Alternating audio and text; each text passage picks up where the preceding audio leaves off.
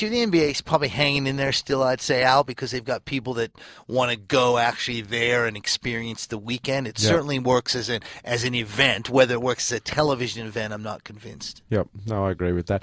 A couple of the games we've got coming up. Lakers are at Toronto. Lakers are $1.47. Toronto, $2.70. The line there is 2, and the overs and unders is 204.5. That's what it's come to. The Lakers, the line is 2.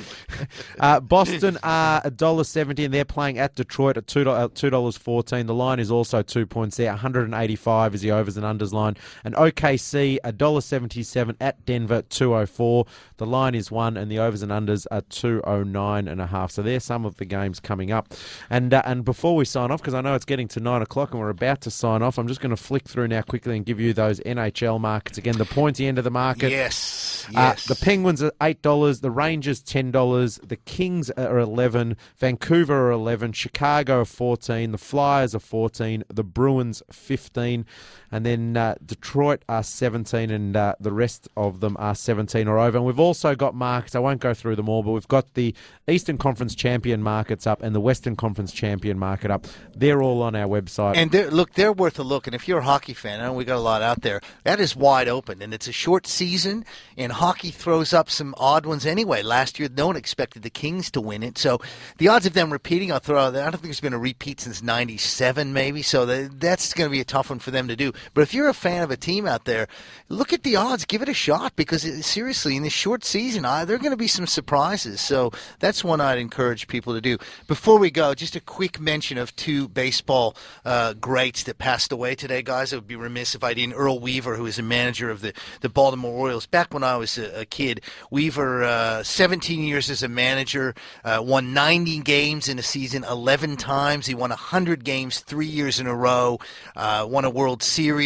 One of the great competitors, said that they should write on his epitaph, the sorest loser who ever lived, because he absolutely hated to lose. And one of the great lines I loved about him was one of his players came when he was going to be a minister and said, Skip, he said, Earl, great day to walk with the Lord.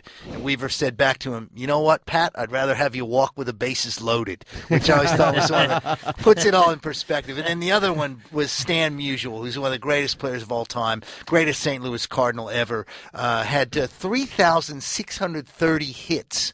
And you know what's weird? He had the exact same number of hits at home as he did on the road. The exact same number of hits. That's amazing. 6th best all time. Stan the Man was one of the original Stan the Man, Stan Musial. So 2 greats that we lost today in the world of baseball.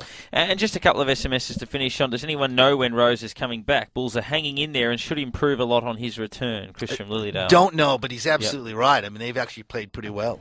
And Tristan says, what's wrong with the 76ers? Well, Bynum not playing is one thing that's wrong with him. That's a huge fiasco. Poor Philly. They can't buy a winning team at the moment, but maybe that'll change with the Eagles next year. Who knows?